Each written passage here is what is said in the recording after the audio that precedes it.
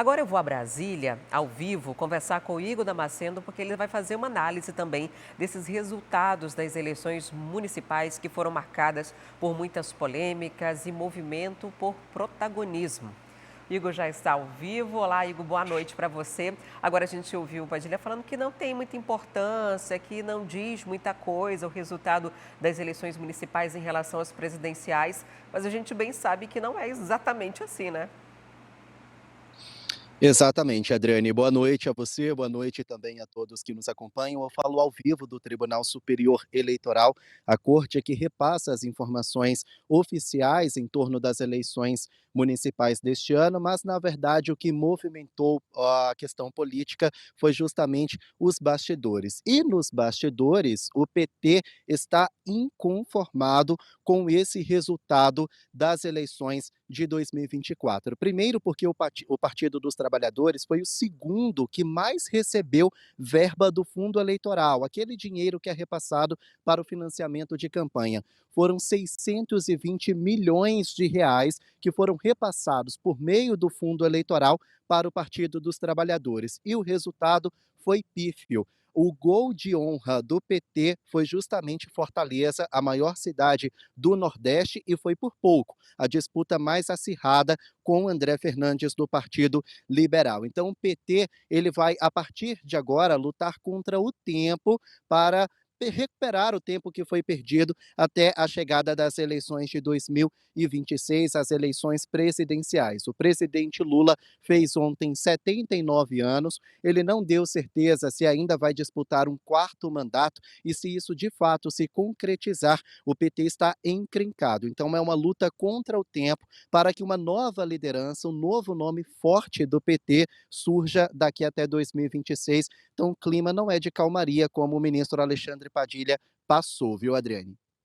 Teve uma sensação de que as urnas elas representam também talvez uma mudança de comportamento, de posicionamento político do eleitor, ou até uma saída desses extremismos de direita e de esquerda. A gente viu os discursos muito polarizados ainda, né? Eu sou de direita, eu não sou de direita, eu sou de esquerda, não sou de esquerda, mas o resultado das urnas ficou bem aquém disso. O PT conseguiu eleger uma capital, o PL conseguiu eleger 4 capitais, mas ontem o ex-presidente Jair Bolsonaro teve várias derrotas porque vários dos seus candidatos estavam no segundo turno e não conseguiram êxito nessa eleição. Foram várias derrotas pelo país. Então, apesar de ter 4 e 1, né, PL 4 e PT 1, a população, de forma geral, nas capitais do país, escolheu pessoas que não estão alinhadas a esse discurso de extrema-direita ou de esquerda. Foi mais os partidos de centro que já são fortalecidos no Congresso Nacional e ficam ainda mais. Exatamente, esse toma lá da cá entre Partido Liberal e Partido dos Trabalhadores, os eleitores mais conservadores, políticos mais conservadores e políticos mais progressistas, e isso acaba repercutindo nas redes sociais e nos debates fica até uma questão cômica. Muita gente sorriu dos embates políticos que foram registrados no pleito deste ano, mas quando o papo é sério, quando é para decidir o político, o representante, quando é para ir nas urnas, então esse extremismo, tanto para um lado quanto para o outro, ele acabou sendo rechaçado pelos eleitores. O ex-presidente Jair Bolsonaro visitou 11 cidades durante as eleições, justamente para influenciar na campanha, mas ele perdeu em 8. O presidente Lula tentou ali se abster, mas depois ele acabou se aproximando um pouco mais de Guilherme Boulos, fez algumas viagens, não deu muito certo. A única viagem significativa para o presidente Lula foi lá no Ceará, foi na cidade de Fortaleza, onde ele conseguiu a única vitória do Partido dos Trabalhadores. É uma mensagem, é um ensaio para as eleições de 2026, então aqueles que são extremamente extremistas precisam rever, precisam recalcular a rota. Você falou sobre o ensaio para a eleição de 2026 e a busca de protagonismo já começou. Nesta eleição, a gente viu, por exemplo, alguns governadores que apoiaram candidatos em todo o país e tiveram um resultado, um êxito de 70% de eleição. Vários prefeitos eleitos neste pleito foram eleitos, apoiados por governadores. Não foi o caso aqui de Manaus, mas em alguns outros lugares isso foi muito forte. E isso levanta nomes que podem disputar a eleição. Inclusive tem pessoas vitoriosas nesse pleito que nem estavam concorrendo, nem estavam nas urnas. Elas saem politicamente fortalecidas, né?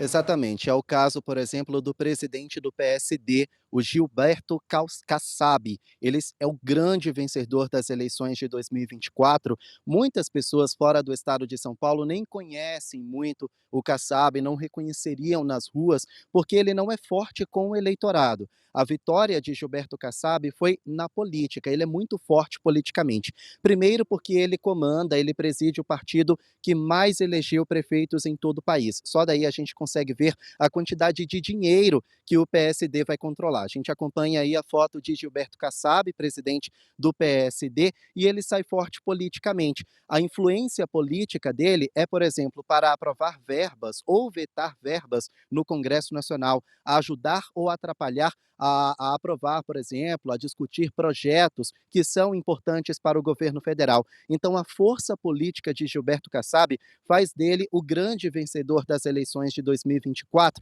e o próximo presidente vai ter que conversar com ele, vai ter que dialogar com ele se quiser aprovar projetos importantes, se quiser ter ali um apoio muito forte na liberação de verbas.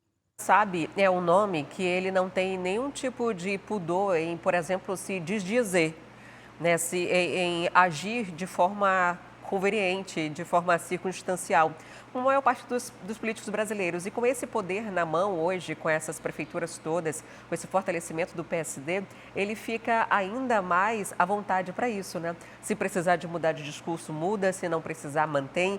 E dessa forma, ele conseguiu estar onde está neste momento, inclusive com esse poder de influência. Então, é um nome que vai ser muito cortejado, né? Vai ser muito cortejado para as próximas eleições. Exatamente. A gente não tem aí um nome forte no PSD para concorrer às eleições de 2026. Até ventilou o nome de Rodrigo Pacheco, que é o atual presidente do Senado, mas ele não tem força com o eleitor além de Minas Gerais, que é o estado que ele representa no Congresso Nacional. Mas o PSD tem força política. São 3 ministérios atualmente comandados pelo PSD e tem muito poder de decisão. Então, é preciso sim manter o diálogo com o PSD, sobretudo na figura de Gilberto Kassab, o grande vencedor das eleições. Um outro nome que teve bastante protagonismo em relação às próprias declarações ou apoios dados nesta eleição foi o nome de Tarcísio de Freitas, né? Que acabou se envolvendo, inclusive, em algumas polêmicas, mas que também teve um bom protagonismo nas eleições de 2024, mesmo não disputando.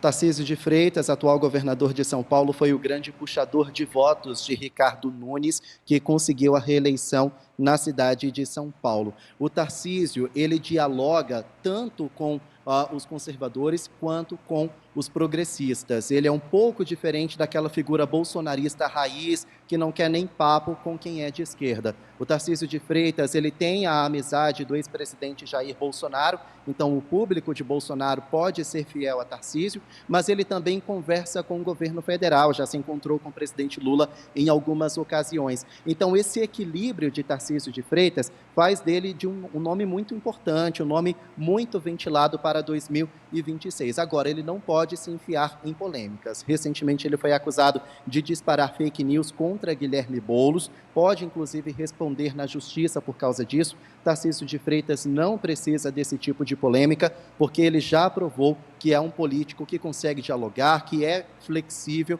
e que pode ser uma boa opção para o eleitor em 2026. E que, de certa forma, tem aquele perfil que a gente estava descrevendo ainda há pouco, né? Nem de extrema-direita, nem alinhado a princípios de esquerda, ele consegue transitar ali de forma um tanto quanto neutra, né? Não existe nada neutro dentro da política, mas ele consegue ali transitar nos dois lados com bastante tranquilidade. Agora, um nome que transita mais para o lado direito, que não conseguiu êxito nessas eleições, mas que também ganhou protagonismo, apesar de estar em um partido nanico, apesar de não ter tempo de televisão, foi Marçal. Pablo Marçal também é um nome que deve ganhar uma grande projeção para as próximas eleições, caso decida se candidatar, ou possa se O candidatar. Pablo Marçal perdeu para si mesmo.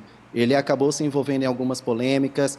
Naquela cadeirada que ele levou do Datena, se ele ficasse quietinho na dele, poderia angariar alguns votos, mas ele acabou colocando uma tipóia fictícia, acabou sendo transportado para um hospital de ambulância. Então ele fez um dramalhão muito grande, muito exagerado naquela situação. Isso deixou o eleitor que estava indeciso um tanto desconfiado. Depois ele começou a lançar um monte de fake news contra principalmente Tabata Amaral e Guilherme Boulos. Ele não precisava disso. O Pablo Marçal ele já tem o público fiel dele, mas ele foi perdendo esse espaço à medida em que ele iria trazendo polêmica para si. Então ele perdeu praticamente para si mesmo. Ele estava ali pronto, com o nome pronto para o segundo turno, e aos poucos ele foi exagerando na dose, exagerando. Então aquele eleitor que estava indeciso acabou não optando por ele, justamente por causa desse radicalismo. O Pablo Marçal ele tem uma vantagem que é aquele discurso raso, aquele discurso de o eleitor quer ouvir, ele fala aquilo que o eleitor quer ouvir, e isso acabou conquistando alguns votos, angariando alguns votos para ele, mas foi perdendo à medida em que foi se enfiando em polêmicas. Eu duvido muito que Pablo Marçal seja um grande nome para 2026, porque o eleitor não vai esquecer de todo esse show que ele armou durante as eleições de 2024. E se o eleitor se esquecer, tem ali o marketing dos opositores para relembrar, e ele mesmo, se não vigiar, ele vai acabar se enfiando em novas polêmicas e vai perder de novo. Igor, eu acho que a memória do eleitor é bem curta, pela experiência de cobertura política, eu acho que é bem curta, mas Pablo Marçal, apesar desses extremismos e de toda essa repercussão negativa que trouxe sobre si, diferente dos demais candidatos, ele tem um apelo nacional já, né? Os outros têm muito por exemplo, Nunes é muito conhecido ali, talvez nem tão conhecido agora, ficou mais evidente, mas antes ainda tinha inclusive essa incógnita se ele realmente era conhecido em São Paulo, se era um nome forte, apesar de já estar como prefeito. E Pablo Marçal, através das redes sociais, acaba alcançando muitos públicos, né? Alcançando os discursos dele chegaram aqui na Amazônia e em vários outros lugares através das redes sociais. Então ele acaba dominando isso e talvez o eleitor de Pablo Marçal não seja um eleitor também com aspecto de necessidade de convencimento, já o escolheu ou não, né? Talvez até já saberia desde já se votaria nele ou não. Agora, uma pessoa que acaba saindo enfraquecida também, né? Boulos, que teve bastante apoio, bastante financiamento, houve a Marta Suplicy, houve também o próprio presidente Lula tentando já na reta final dar algum tipo de suporte, mas ainda assim ele não conseguiu conquistar os corações ali dos eleitores.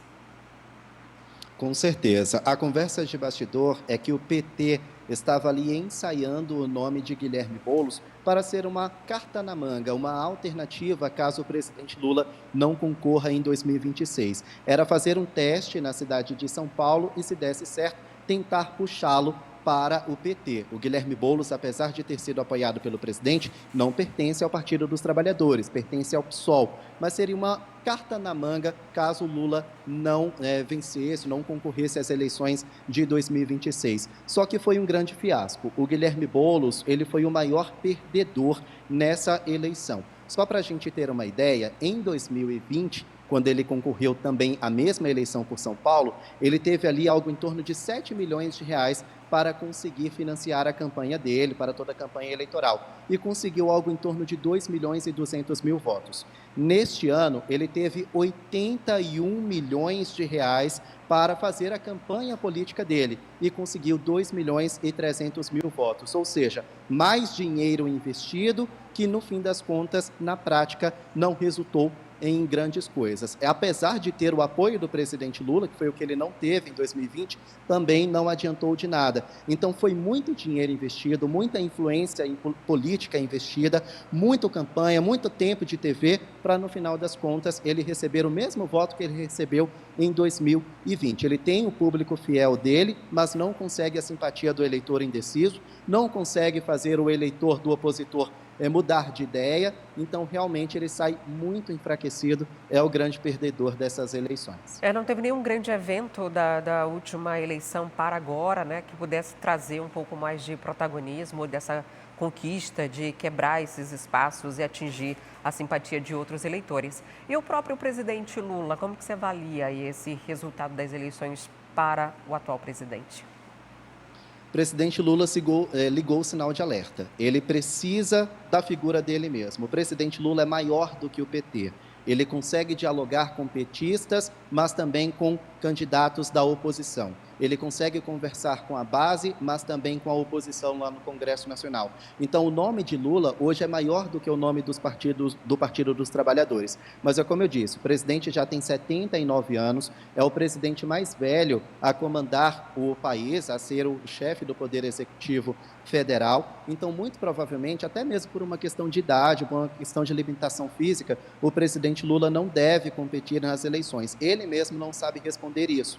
Então, o presidente Lula, ele precisa se renovar. Se a gente for falar, por exemplo, da direita, nós temos o nome de André Fernandes, lá no Ceará, nós temos o nome de Abílio Brunini, lá em Cuiabá, nós temos Ricardo Nunes, que tem ali uma proximidade com Jair Bolsonaro. Então, nós temos nomes fortes, novos nomes que vão surgindo ali na direita. Quando a gente fala de esquerda, a gente lembra somente do presidente Lula. Então, se ele quiser ficar ali mais no bastidor, ele vai precisar se reinventar, ele vai ter que chamar os jovens para si, ele vai ter que conversar um pouco mais com Guilherme Boulos, vai ter que conversar um pouco mais com João Campos, lá do Recife.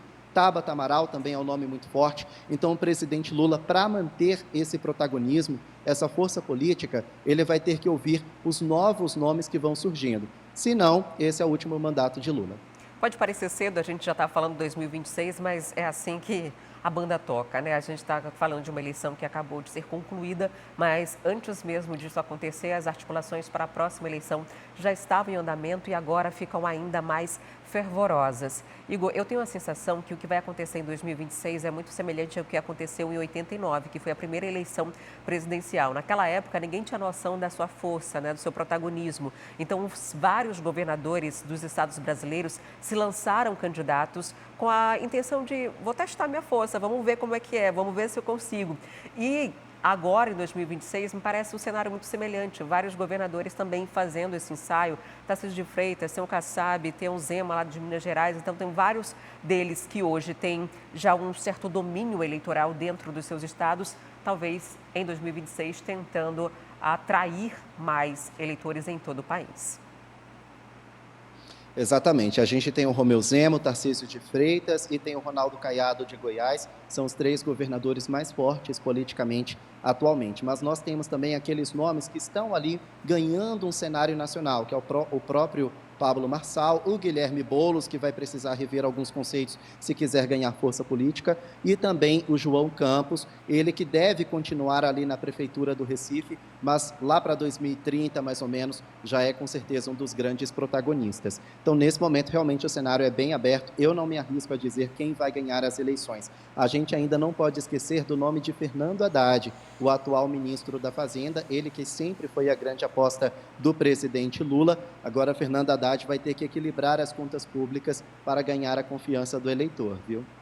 Obrigada, Igor, por sua participação. Hoje te explorei bastante aqui no Crítica Notícia, analisando esses números e resultados das eleições e já fazendo uma projeção para 2026. Uma boa noite para você. Quer ficar por dentro de todas as notícias da programação de A Crítica? Então já se inscreve no nosso canal, ativa aí o sininho para receber todas as notificações e não perder nenhum conteúdo. E até o próximo vídeo.